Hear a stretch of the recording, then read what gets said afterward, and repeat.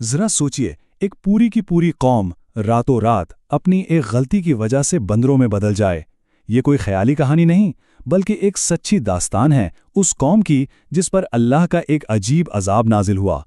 तो आइए इस हैरानकुन वाक़े की तफसील जानते हैं। सवाल तो यही है कि आखिर एक इतनी खुशहाल और तरक्की याफ्ता कौम का अंजाम इतना इबरतनाक और अजीब क्यों हुआ? आखिर उन्होंने ऐसा क्या गुनाह कर दिया था? चलें इसी रात से पर्दा उठाते हैं। तो सबसे पहले बात करते हैं इस कौम की आजमाइश की। ये कहानी हमें हज़रत दाऊद अलैहिस्सलाम के ज़माने में ले जाती है। समुंदर के किनारे एक बस्ती थी, नाम था एला, जहाँ के लोग शुरू में बड़े अल्लाह वाले थे। और देखिए, ये कोई छोटी मोटी बस्ती नहीं थी। तकरीबन 70,000 लोग रहते थे वहाँ, और अल्लाह ने उन्हें हर नेमत से नवाजा था। जिंदगी इतनी खुशहाल थी कि किसी चीज़ की कोई कमी नहीं थी। इनकी सारी खुशहाली का दारोमदार था समंदर और मछली के शिकार पर। और फिर यहीं से इनकी आजमाइश शुरू हुई। अल्लाह ने हज़रत दाऊद अलैहिस्सलाम के ज़रिए इन्हें एक हुक्म भेजा कि सब्त यानी हफ्ते के दिन वो मछली का शिकार बिल्कुल नहीं करेंगे। ये उनकी फर्माबरदारी का इम्तिहान था। अब आता है कहानी का दूसरा हिस्सा, सबत का धोखा।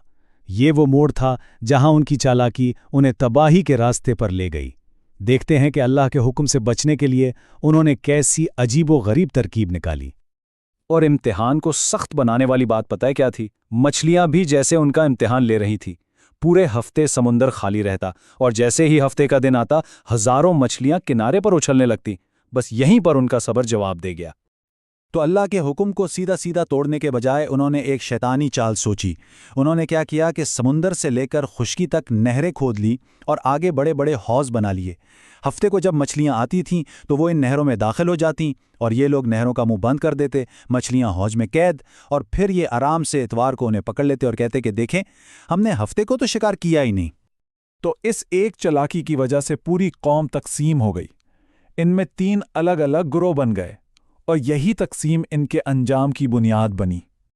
एक ग्रोह तो वो था जो खुलेआम ये काम कर रहा था। दूसरा ग्रोह नेक लोगों का था, जो उन्हें रोकते थे, समझाते थे और उनसे बिल्कुल अलग थलग हो गए। और हाँ, एक तीसरा ग्रोह भी था, यानी खामोश तमाशाइयों का। वो लोग जो दिल में तो इस काम को बुरा समझते थे, लेकिन कुछ बोलते नहीं थे। और फिर कहानी का चौथा हिस्सा, तब्दीली की लानत। जब नाफरमानी हद से बढ़ रही, समझाने का कोई असर ना हुआ, तो आखिरकार वही हुआ जिसका डर था, अल्लाह का अजाब आ गया। रिवायात के मुताबिक ये कोई 2-4 लोग नहीं थे, बल्कि तकरीबन 12,000 लोग थे जो खुल्लम खुल्ला अल्लाह के हुक्म की नाफरमानी कर रहे थे। हज़रत दाऊद अलैहिस्सलाम ने उन्हें बहुत समझाया, अल्लाह के गज़ब से डराया, लेकिन वो अपनी हठ धर्मी पर कायम रहे। आखिरकार उनकी ये जिद देखकर पैगंबर का गुस्सा भी जोश में आ गया, और उन्होंने उन गुनाहगारों के लिए बद्दुआ कर दी। और बस फिर अल्लाह का हुक्म नाजिल हुआ। उनकी इस चालाकी और नाफरमानी की सज़ा ये मिली कि उन्हें इंसान से जानवर बना दिया गया। कुरान पाक में भी अल्लाह ताला फरमाता है, और हमने उनसे कहा कि जलील बंदर बन जाओ। अब कहानी का आखिरी हिस्सा, अंजाम और विरसा। इस तब्दीली के बाद इन लोगों का क्या बना, ये इस दास्तान का सबसे इबरतनाक पहलू है। कहते हैं जब अगली सुबह हुई तो शहर में एक अजीब मंजर था।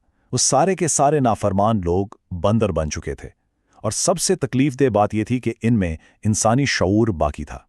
वो अपने रिश्तेदारों को पहचान कर रोते थे, उनके कपड़ों को सूंघते थे, लेकिन जुबान से एक चीख के सिवा कुछ नहीं निकलता था। इनकी ये अजियतनाक हालत ज़्यादा दिन नहीं रही। ये तमाम 12,000 लोग सिर्फ 3 दिन तक इस हाल में जिंदा रहे, और इस दौरान ना कुछ खा सके, ना पी सके, और आखिरकार भूख प्यास से ही मर गए। अच्छा, तो यहाँ एक सवाल पैदा होता है जो अक्सर लोग सोचते हैं, क्या आज दुनिया में जो बंदर हैं वो इन्हीं लोगों की नस्ल से हैं? तो इसका जवाब बिल्कुल वाज़ेह है, जी नहीं।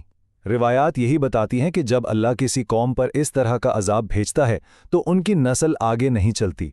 वो सब 3 दिन में ही ख़त्म हो गए, और उनकी कोई औलाद बाकी नहीं रही। और ये कहानी हमें एक बहुत गहरे सवाल के साथ छोड़ जाती है। चालाकी और माफरमानी के बीच में वो बारीक सी लाइन आखिर कहाँ होती है?